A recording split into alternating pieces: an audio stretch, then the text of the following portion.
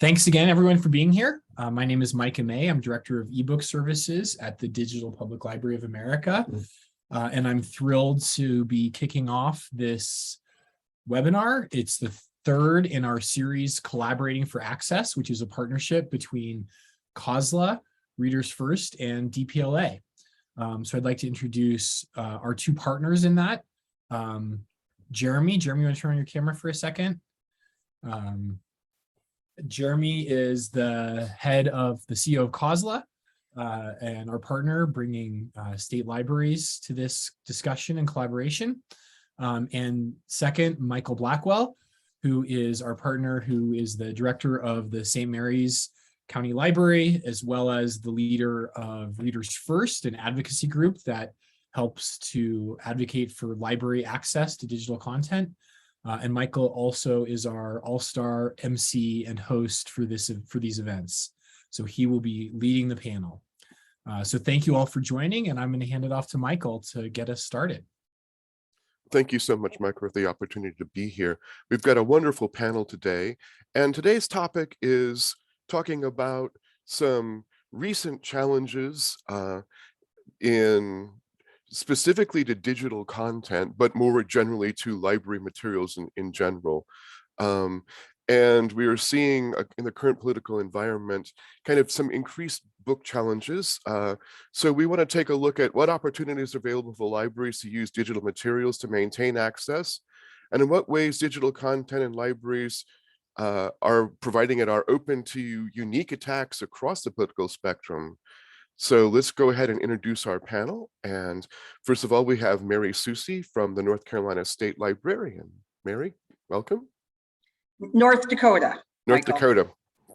Sorry, North Dakota. No worries. Yeah, sorry, nerves here.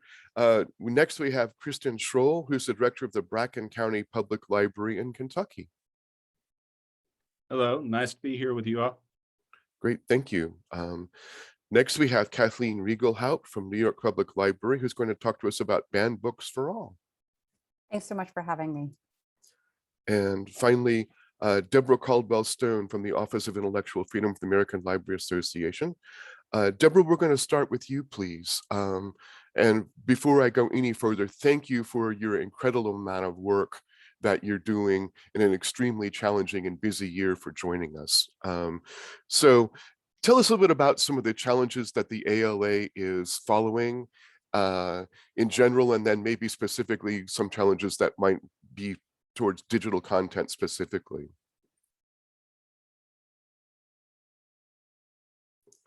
You're on mute, Deborah. I'm sorry. Be a good Zoom citizen here. But thank you for inviting me this morning. And I appreciate the opportunity to talk with you about this issue.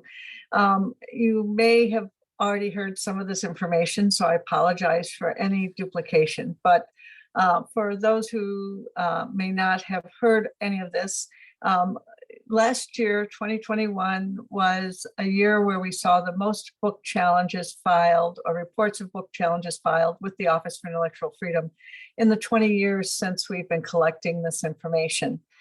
We tracked 729 challenges asking for the removal of 1,597 books in libraries across the country. And this, while certainly there were particular states that helped drive these numbers, it is occurring in every state of the union and in areas that it doesn't matter if you would classify them as red, blue, or purple.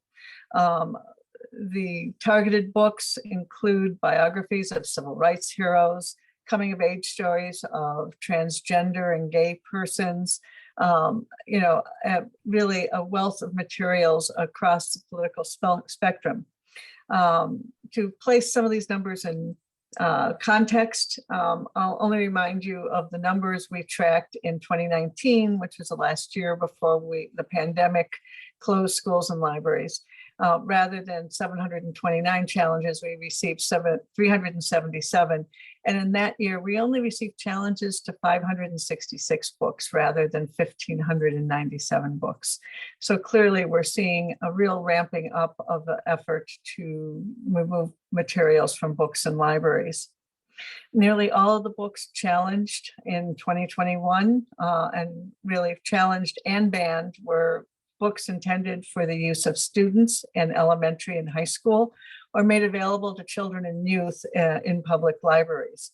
And continuing a trend we really first identified in 2015, the majority of books challenged and banned are books that deal with the lives and experiences of traditionally marginalized groups in the United States.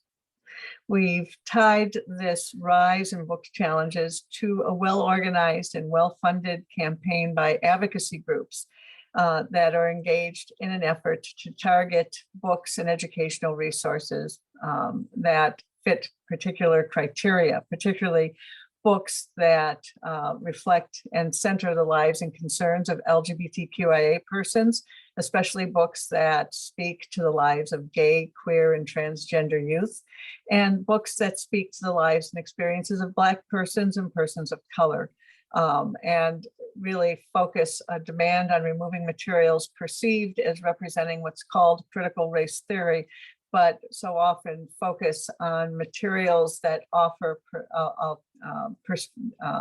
diversity of perspectives on racism and the history of slavery in the United States.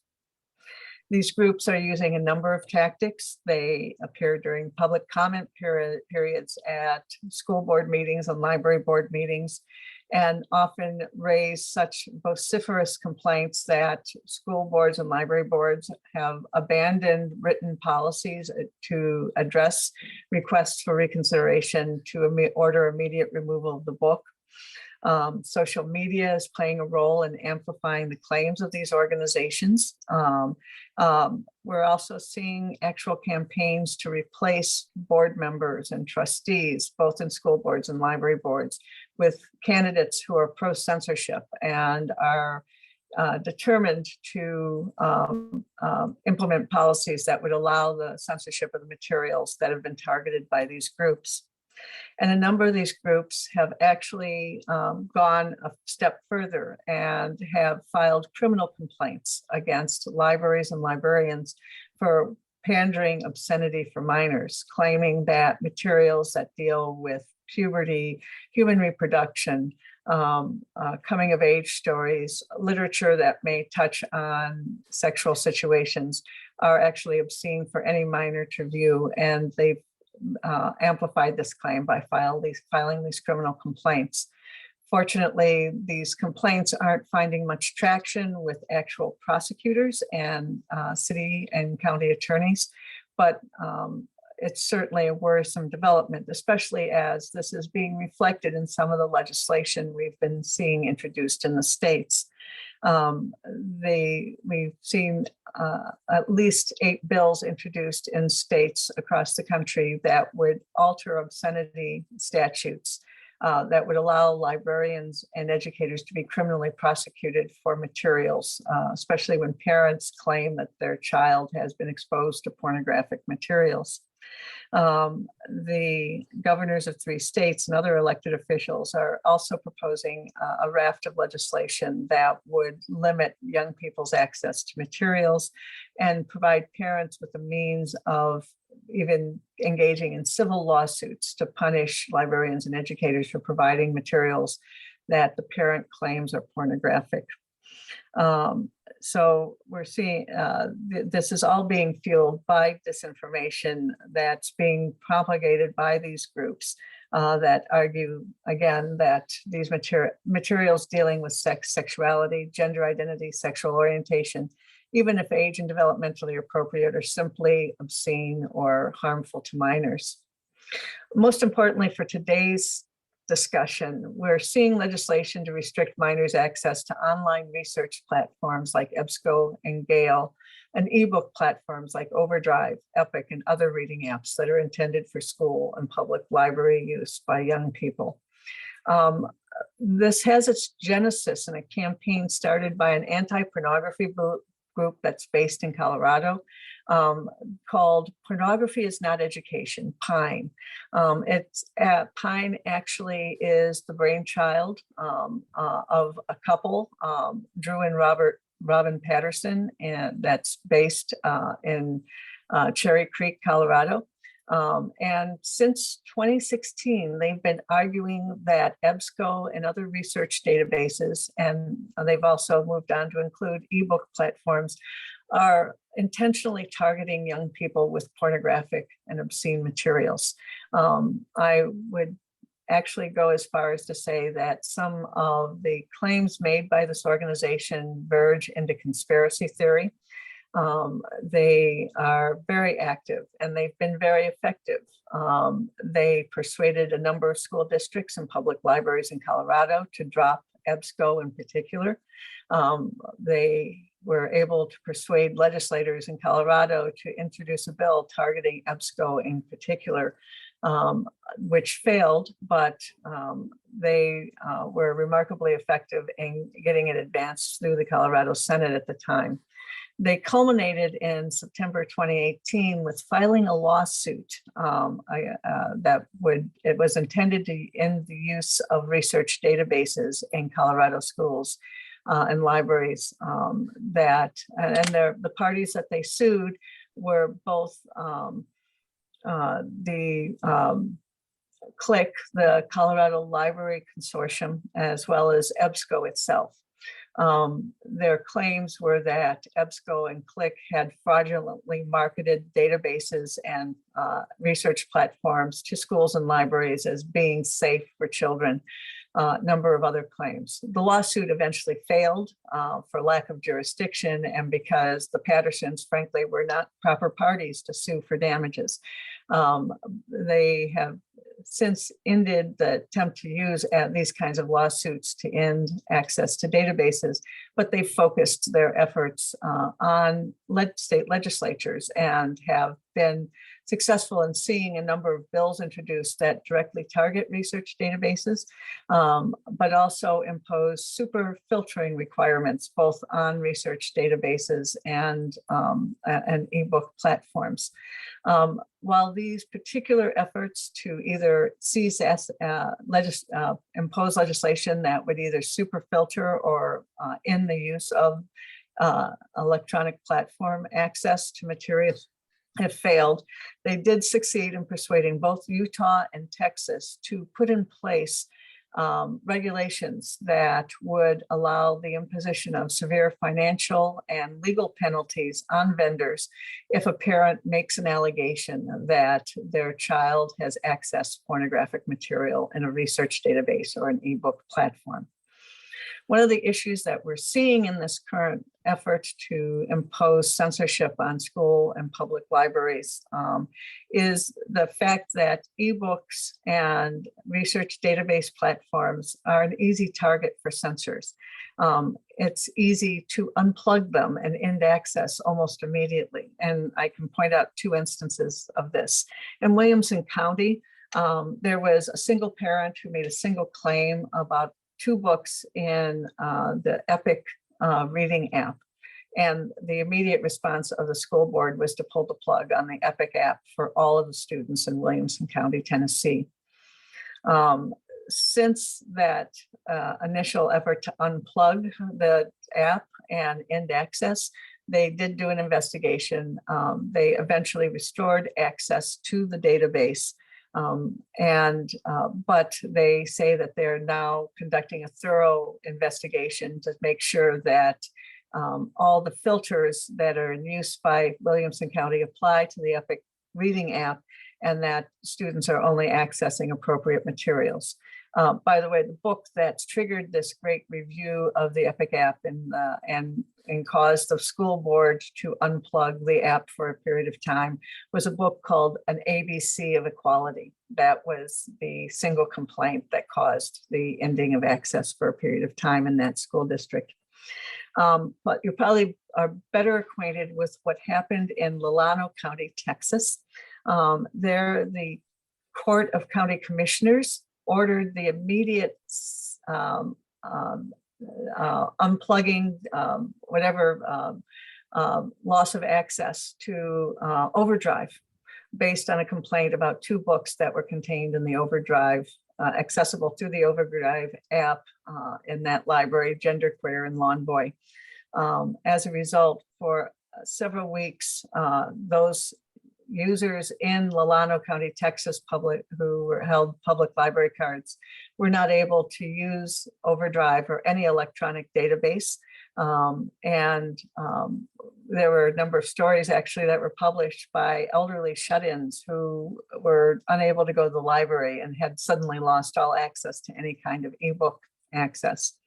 There have been a number of steps taken by Llano County to address what they believe to be a wealth of pornography in the public library, including reappointing the library board, adopting a number of onerous regulations for access to materials that have actually triggered a lawsuit by a number of the library card holders for violating their First Amendment rights to access.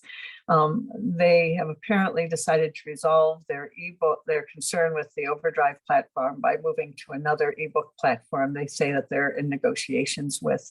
But they are looking into ways that they can limit young people's access to the ebook platform altogether.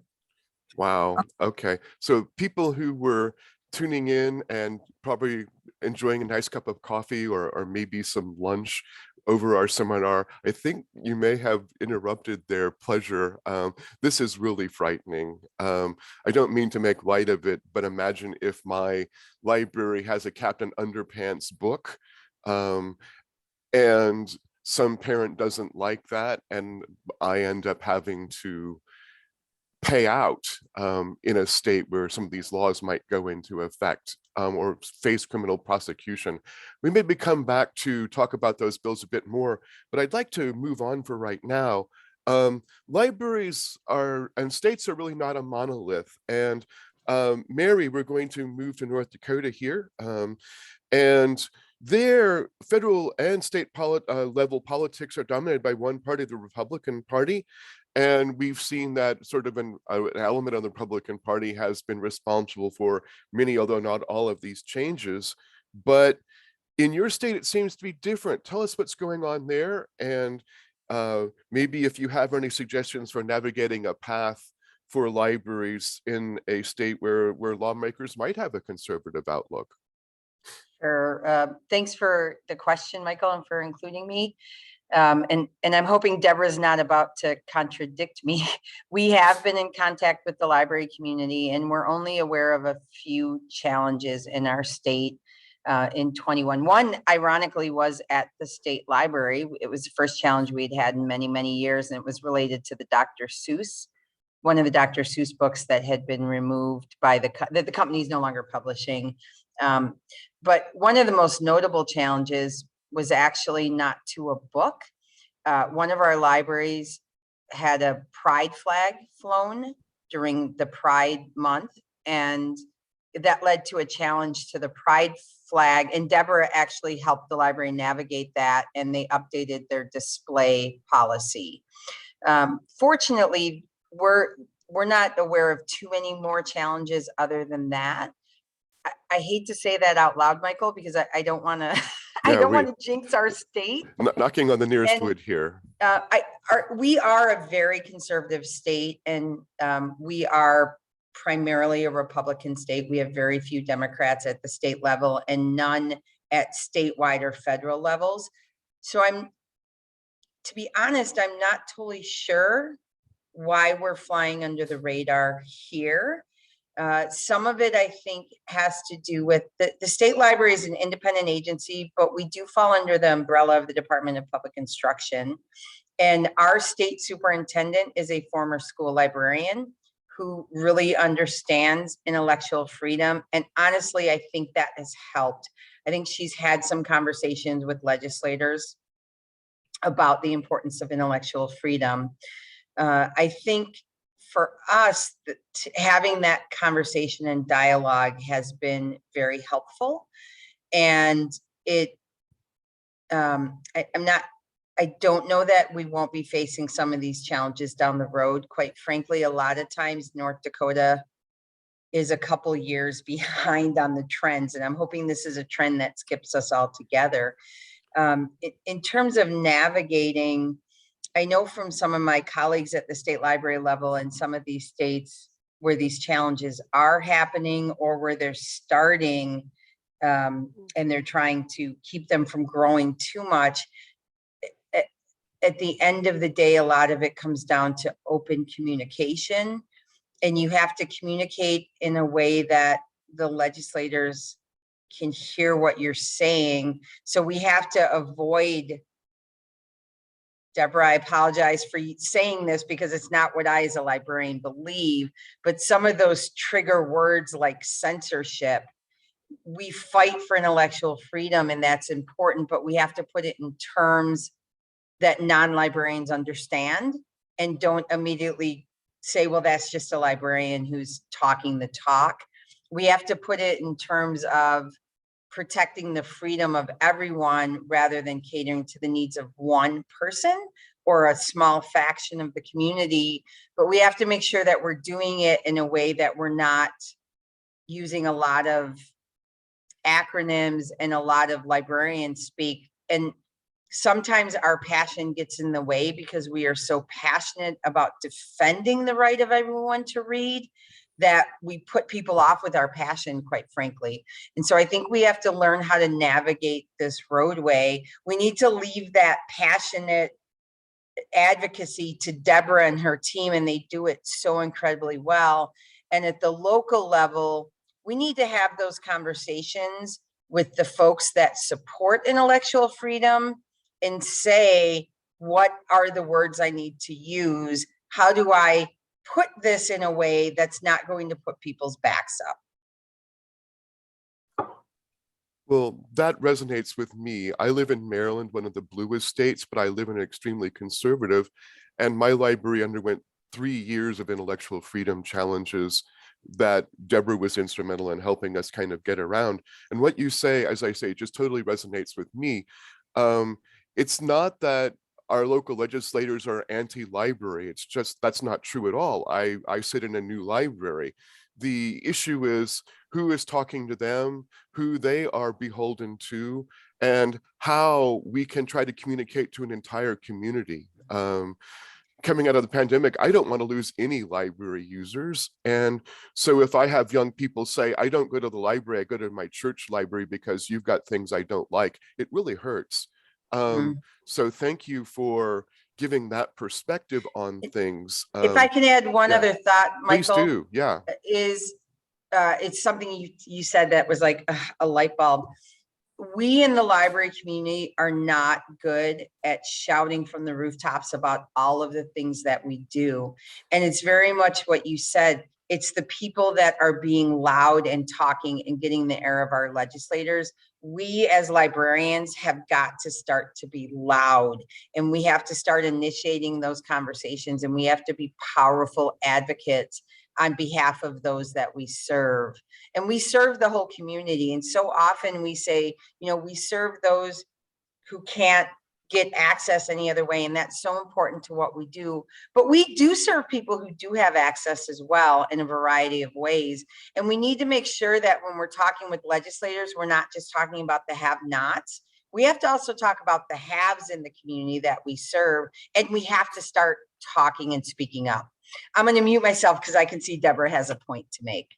No, and you know, when I discussed what the situation is with book challenges and censorship in libraries today, that's not intended to be the messaging that you take to legislators or to the public. I fully agree with you, Mary.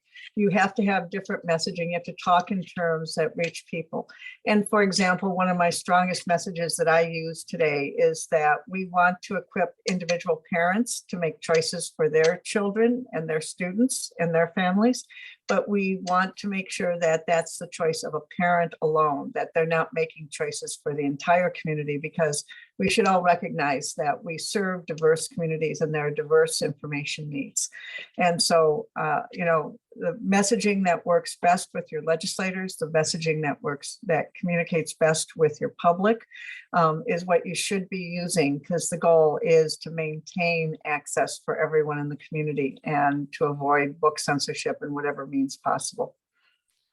Well, we're going to move to Christian at this point. Christian, in a surprise move over your governor's veto, legislators in your state enacted a law that allows local authorities to appoint library trustees directly, bypassing any recommendation from the library board itself. Tell us about your experience in Kentucky. Has that law affected you at all? Has it affected any of your colleagues that you know of? What's library life like when you seem to be having a direct legislative challenge? Well, to tell you the truth, the way that that bill is actually set up, it doesn't go into effect until January of next year, but it actually does not completely bypass. We still have our process as it goes now, submitting 2 names. The judge can opt to pick one of those 2 or not. We have 30 days. Then if they reject both names, to submit 2 more. And then they can reject those 2 names and put in who they want. But it left an option for basically keeping the process as it is now. My current county, and we've got a good working relationship with the judge executive. For the foreseeable future, we're going to keep the same process it is now. We've made those good pairings, that good relationship and connection to keep it going. So it really, major impact yet, board appointments hasn't fallen into place. But as far as how that regards the book challenges, it may long-term down the road have some involvement, but most of the book and material challenges are filtered through library staff first, mainly director first, at least in my area. Larger counties in the state have a group that oversees those challenges. So it's kind of, there's a layer between the board that keeps some of those things out. Where I see it more as an impact is just a general indication of where things are leaning. Not that it's going to impact book challenges directly, but it's showing more what I have recognized nationwide, the idea that you either are altogether for something and you love something, and if you disagree with any portion, well, then you hate it. And that's the growing sentiment that I'm gathering. And I'll first say, one, I'm a devout church-going Christian. That is the makeup of who I am. But I'm also a librarian by trade. And I know part of my job as librarian is an equal footing to everything. That both serves to benefit those of my viewpoint, because those who may share the same opinions can have an equal say to those that, and I may disagree with some things, but the library first and foremost should always be a neutral ground, a common ground for everybody to feel safe. And the sad part is the actions and bills that are being pushed forth are, to me, it's more of an indication of it's going to be my way or nothing else. So there's no idea of compromise, and it goes for either side of the debate. No matter if you're conservative leaning, wanting the removal, or you're on the side for the Pride Festival, critical race, whichever thing you want to put in there. And both sides can kind of, name escapes that, Mary Northcote said that in a similar kind of idea. I mean, it's realizing that we've got to make that common ground. I've heard both sides share that same statement of, I have a colleague that is practicing homosexual, and she came straight out to say, I want this common ground mindset because I know that's the only way everything's going to be treated fairly. Everything's going to be taken care of. So, and all that to say, I mean, the bill itself, I don't see directly impacting at this current point.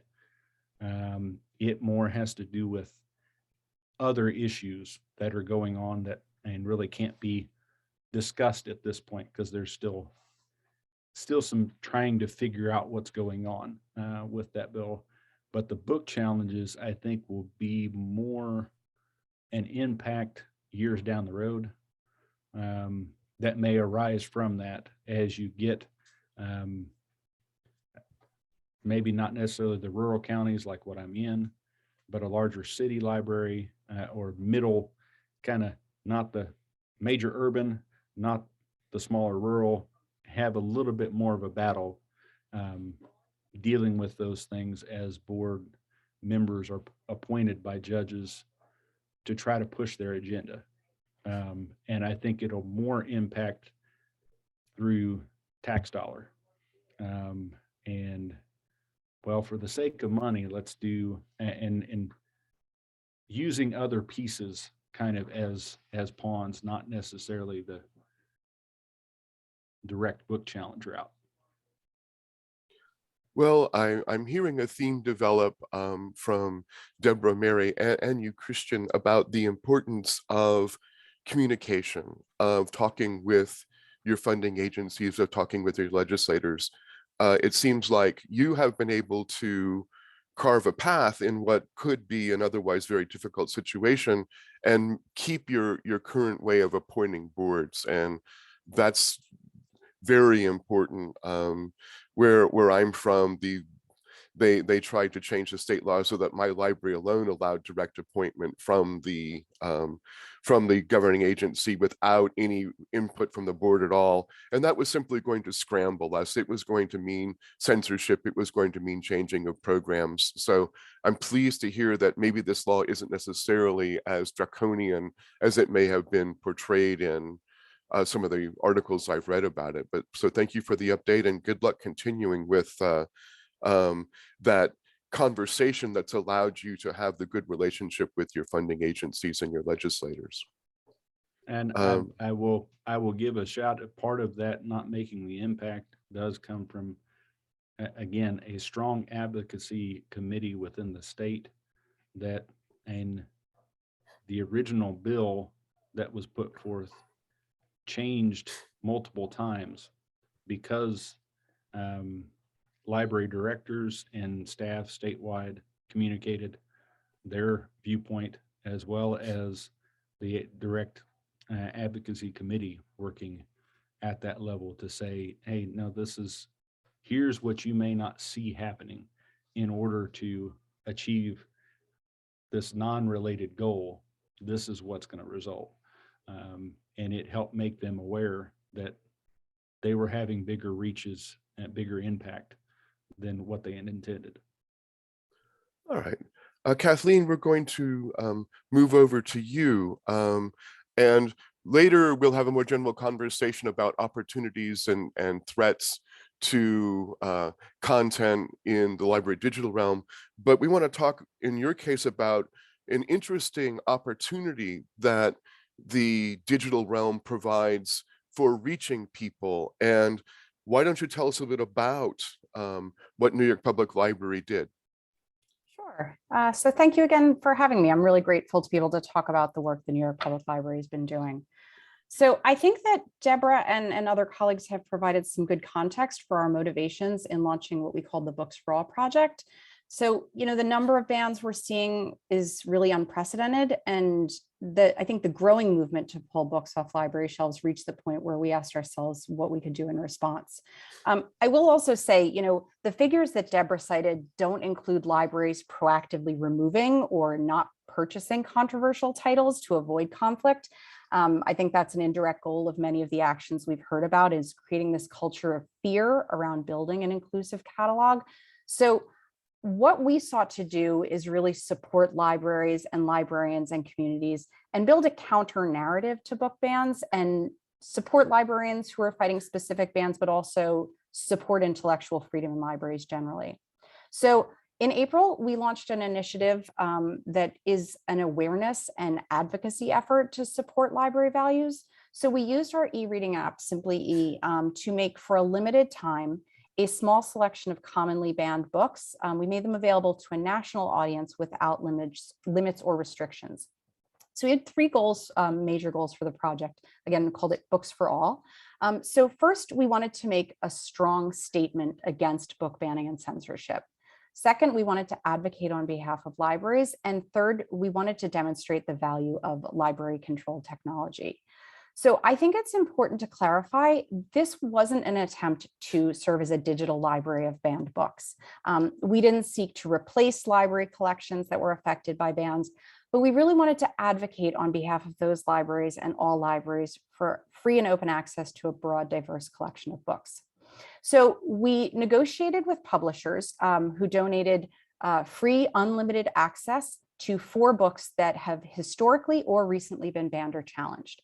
So they were donated with permission from Macmillan, Hachette, and Scholastic. So we, for this project, believed that having a representative selection of titles helped to put book bans in context and to illustrate an intellectual consistency of library stance against censorship over time. So the books we were able to provide are both representative of current and historical challenges to books. I will also say they were the books we were able to coordinate with on logistics for approvals by publishers. I do want to say most, if not all, of publishers we contacted were really enthusiastic about participating, but we were only able to include the 4 books that we were able to negotiate access to with publishers and, if necessary, rights holders in a kind of short period of time. So we know that the current bans are focusing on race, LGBTQ+ issues, religion, and history. So each book on our list has been either challenged or banned at a library in the United States. And our list was vetted and informed by New York Public Library librarians. The 4 books we chose were Stamped: Racism, Anti-Racism, and You by Jason Reynolds and Ibram Kendi. That was provided by Hachette. Catcher in the Rye by J.D. Salinger, again provided by Hachette. Speak by Lori Hall Sanderson, provided by Macmillan. And King and the Dragonflies by Case and Calendar, which Scholastic provided. So we were able to provide free, unlimited digital access to books via Simply E. That's the app that we developed in-house and maintain. And anyone who already had the app or downloaded it new anywhere in the US had 2 months starting in April 2022 to access these books. There were no holds required, no waiting. And to access the collection, the patron would download the app and verify that he or she was at least 13 years old. If you were under 13, the only title available was King and the Dragonflies, since we do manage access to the ebook collections by patron age. There was a Books for All collection, which also includes public domain and out of copyright books. Within that, there was a swim lane called Unbanned Books, and you would just click on it, browse it, check it out, and read. And you didn't even need a library card from the New York Public Library or any other library to use the collection or download the app. So while the app existed and this free collection existed, to implement this project, our team had to spend several weeks upgrading and adapting the app to accommodate the new use. Most importantly, so that publishers felt comfortable adding in copyright works to the collection, even for a limited time, we had to add digital rights management, DRM, to the collection. Previously, these books were all out of copyright and didn't require it. In addition to the technical work, a major part of the project was, because it was an advocacy effort, crafting and promoting the messaging around Books for All. New York Public Library's communications and marketing team developed a campaign strategy that took advantage of our web presence, our social media channels. They sought out earned media and developed a sustained press campaign. We had some opinion pieces placed by Library President Tony Marks, and we took advantage of our mailing lists to share our message with our existing supporters. So the impact was really significant. The week of the launch alone, we saw major press interest and uptake, significant interest and support across earned and social media. The social media campaign was one focused on advocacy as well. It used a pledge that users could promote on their own channels in support of libraries and against censorship. Most, if not all, of the press was very supportive and positive. In terms of use, We saw significant uptake in use of the app and the books themselves. We tracked new downloads of Simply E and saw over 28,000 new Simply E downloads. 60% of those were from outside of New York, and that is including states with high numbers of challenges and bans. We tracked use of specific titles. There were over 7,000 downloads of the 4 unbanned books, it's what we called them. There was also significant spikes in use of the other books in the public domain books and the Books for All collection. I think that, showed that when we bring people into the app, they discovered some things that they didn't know may have existed. In terms of the overall impressions, we tracked media impressions. In April, we saw 320 million media impressions. Visits to our website increased as a result of the campaign. We had on April 13th and 14th, which were the 2 days we launched, the most web traffic we had of the calendar year, including from states where we know most book bans were initiated. So as to the future of the project, the Books for All campaign concluded after a nearly 2-month run on May 31st. That was because we could not make these books available for an unlimited period. So it was a 2-month period. But we recognize the stakes are really high. So we want to continue the discussion around banned books. We've recently partnered with the Brooklyn Public Library and the Queensborough Public Library to launch a banned book challenge. It's a list of 10 banned or challenge books that our librarians recommended that all New Yorkers read. So this project differs from Books for All in that the titles were not donated. We're licensing these titles. The patrons are required to have a library card from one of the systems to check these books out. We did, in order to get people started, make one book, which is the 2021 National Book Award winner, Last Night at the Telegraph Club by Melinda Lowe. That is available in Simply E with no waits through the end of June. We've licensed that as an unlimited use. As of last week, we had seen 1,000 checkouts of that book in our system alone, which is terrific. But we also recognize that we want to make these titles available digitally, but also in physical copies. So we've made additional physical copies of the book available system-wide. We're hosting book club discussions about the book, especially targeted at teens, because as is noted, a lot of the banned and challenged titles are YA titles. We know that teens are particularly affected by these. So that's how we are continuing to do the work that we started in April.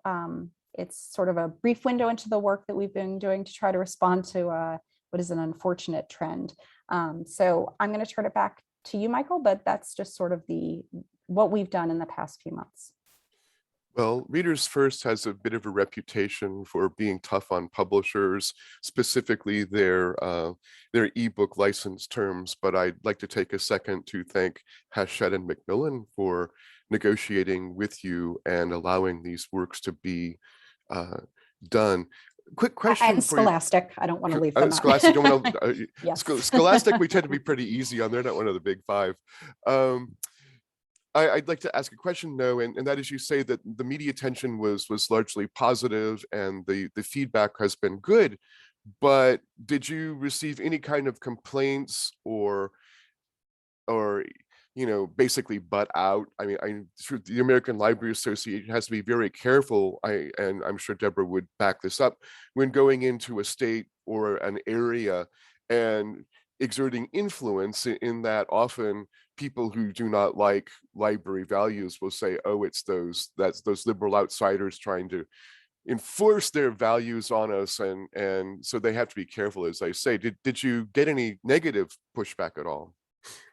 I think the expected social media trolling at some level happened, but nothing significant. And that may be because we were doing this as a national project and we weren't, targeting specific states. We made it a very deliberate effort not to say that this was in response to one state's ban or one particular, news item. That may be why we didn't see some of that pushback that maybe others have seen. But no, most of the project, I think, was positive. With the press response was, kind of positive in the sense of, unbanned books, Books for All, really trying to keep with that positive messaging.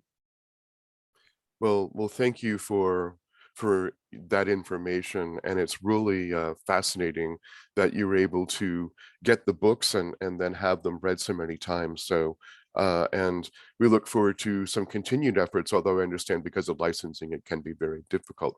Let's turn to our questions. And Jeremy has put in the chat a reminder, please ask questions. We'd really like this to become a discussion. So of the questions I've seen so far, the first one, along the lines of communication, I'm curious why a library would completely leave a vendor overdrive when just 2 books were being questioned. Wouldn't a conversation about those 2 books be better? And if necessary, remove the 2 books and carry on. It seems so dramatic and over the top. I can answer that one, but Deborah, I'd like to turn that over to you and see if you've got any thoughts about that one. I can share my impressions from speaking to individuals who lived in the community and the news reports that we received about that situation. And I have to say that there was an advocacy group involved in that challenge that is deeply committed to the idea that many of these young adult novels, these resources on gender and identity and sexual orientation are completely inappropriate for minors. This came at the time when Texas State Senator Matt Krause issued his infamous 852 book list of books he just wanted to know if they were in libraries. My understanding that list fed into it as well. I think that there was this demand by this vocal minority for immediate action that was reflected, that went into the decision by elected officials to end the relationship with Overdrive.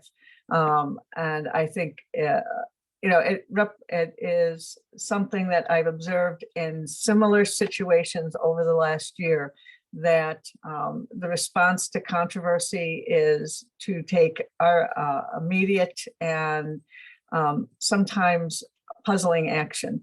And I know that Overdrive did do outreach and tried to explain the ability to curate the collection, to provide parental controls on titles and things like that, but none of that seemed to have an impact in that situation. And I do believe some of what I talked about, these activist groups targeting particular platforms and vendors for disparagement may have fed into that as well. But that's my thoughts. Michael, did you have any other information to share? Well, Kathy, I think it's important for us to remember that librarians were fired there. I don't know how voluntary this was. I don't know that the library was making the choice to leave so much as funding agencies and government officials in response to the situation that was happening probably were forcing them to. Yeah. Very much elected officials responding. The library board in that community is an advisory board and has it really does act as an advisory board to the county. It's called the Court of County Commissioners or something. So it was the county commissioners who pulled the plug and have been directing what's been going on in that county for the last several months. And I have a clarification from Daniel in our chat. Daniel, thank you so much. In the case of Lana and Overdrive, they were part of a consortium. We are in it too. And we made it clear that one library cannot remove titles belonging to the entire consortium unless that library had purchased those specific titles. In that case, we would likely add the titles back. So a little bit of pushback there in Texas. And Daniel, thank you, A, for that clarification, and B, for taking what is a very strong stand in light of the kind of situation that was going on. We did have a question that it looks like, Christian, you have answered yourself. But the question was that you did not foresee a new law in your state directly affecting your library in the near term. What about other libraries in the state? Could the law have a negative effect on other libraries where perhaps there's not an established and harmonious working relationship such as the one that you described? Could you just go ahead and review your answer a little bit for us? Basically, the way that I see it here, even for other libraries, the impact would not necessarily be as there'd still be a time delay. So close out some background noise here. Basically, the term board appointments are 4-year time, and so it would still take a little bit for that to kind of impact. They'd have to get a steady amount of and their board members on that to really influence. But then they'd also have to work through policies. One of the big talks around here, not just with book challenges, but with so many different things, is getting policies in effect that really handle any in-house issues. And we keep adding new policies on policies to cover areas that you never expected to have to cover before. And those policies tend to keep it in the library's hands for longer. I know the book challenge process we have is from a borrowed, shall we say, policy from one of the larger county libraries that really establishes and sets up a multi-level review process. So even if there is something challenged, it has to go through a couple times with library staff and then goes to the board. And the board has to entertain the library's viewpoint on that before it really goes any further. I think the only impact that might come is if, and is always a possibility, that patrons will try to go to the nuclear option of, we'll just bypass the county altogether. Let's just go directly to state, or let's go directly to, and that's where I see that divide to such a degree that I wouldn't put that beyond the realm of possibility. Mhm. But again, it's that, and the double layer process for those who may see this in their local state, kind of the way we're viewing it now is when you go for board appointments, which is what the law is targeting, looking for people in and of your county that it's hard to deny. I've got potential candidate that I have to replace, and we're looking at a local official that is very well known, he or his wife being as the board appointment. They're very supportive of the library and all its goals, and especially small rural area, who's going to deny that person when they see their name with, because if you do, you're doing major damage well, why did you not appoint this person? And you're basically openly revealing you're pushing an agenda, and therefore putting yourself up as a political official that's elected for that population, then to say, okay, you're going to do those things, we're not going to put you back in office. Well, we're just about out of time here, but I hope I could get some quick responses from the panel on an issue that I see with library databases and ebook vendors. Typically with ebook vendors, the librarians have selected the titles, but there are vendors and apps, for example, Hoopla, where there's content that are not selected by the librarian. These tend to be pay-per-use databases.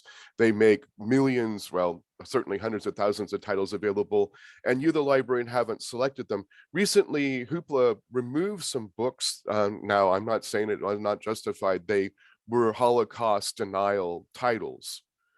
But when complaints were made, Hoopla removed them and you can no longer access them. Certainly for an academic library, that might pose problems. Do you have any concerns about databases where content exists that you haven't vetted? And conversely, are you concerned that vendors might remove titles you do want?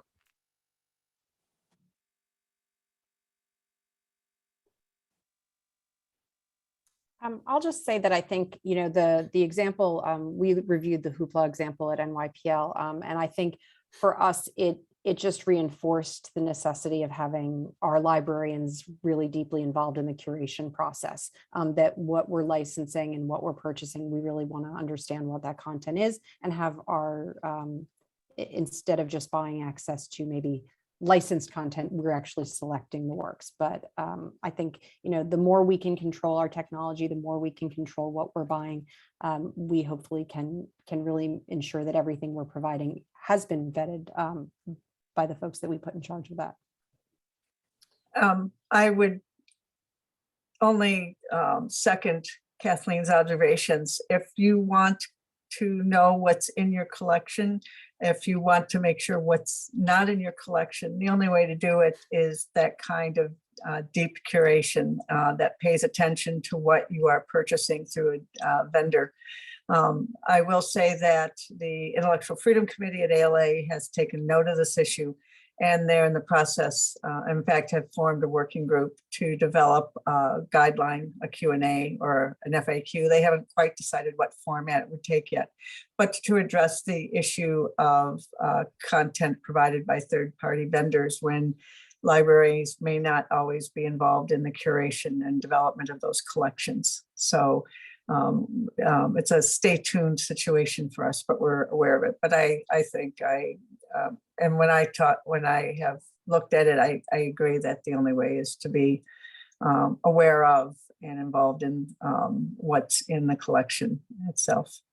Well, as so often happens in our webinars, we haven't had time to investigate just so many aspects of all of these things. I've just got another question in from Sydney, and I'm sorry, we probably don't have time to answer that. How much responsibility falls on the parents, such as screening that material prior to letting a child have access? Are the complaints coming from material that could contain or what they find in their pre-screen for kids? I mean, to me, there's just a huge irony in people complaining about a library database when if they've given their kid a phone, why are they going to go to a library database to look for dirty materials? I mean, that's you know, Michael, you're absolutely correct. You know, that's the first question I ask. What cell phone is in the child's back pocket? You know, but nonetheless, we are seeing, I think we are in a remarkable time in history where there's ready acceptance of some of these claims, and it's having an impact on what's happening in libraries, to libraries, and to access to information. Well, Sydney, I'm sorry we didn't get time to explore your question more. One quick word from me, and that is, if you are not a member of the ALA or a member of the ALA Intellectual Freedom Committee, or if your local state library association, please join. Together, we can get the word out. We can communicate well as Christian and Mary have so well communicated, even in a state where there are some challenges, or we worry the challenges might occur. Libraries can be a great partner and can thrive and survive. Jeremy, over to you. Thanks, Michael. I get to do a little cleanup here at the end. I want to thank our presenters and panelists today, Deborah, Mary, Kathleen, and Christian, for a very interesting conversation. I want to thank the partners today from DPLA, Kat and Micah and John, and our host with the most, Michael, who does a fantastic job and emceeing for these sessions. Thank you all for your time and attention and joining us, and know that we're not done yet. We have a little bit more to explore around the issues of ebooks, so keep an eye on your inbox, and we'll be letting you know when we're going to do this again and bring together another interesting conversation to enjoy over your afternoon. And for a final parting thought, I'll kick the mic over to John from DPLA. Thank you, Jeremy. Thank you all for being part of this, and it's such a joy at DPLA to be able to partner with COSLA and you, Michael, and Readers First in these conversations. At DPLA, we robustly believe that libraries are forces for good and a more equitable society, and are key civic institutions for liberation, both LGBTQ liberation and empowerment of Black and Brown and other marginalized communities. So this conversation is a really key part of that for us. I did want to plug, the ad I wanted to plug is for next Tuesday, timely enough for Pride Month. We're hosting at the same time with the MIT Press a discussion with one of their new books called The Digital Closet, How the Internet Became Straight, with Alexander Monea. And Kat, if she hasn't already, is throwing the link into the chat. Thank you all for being here with us, and hope to see you at the next Collaborating for Access soon.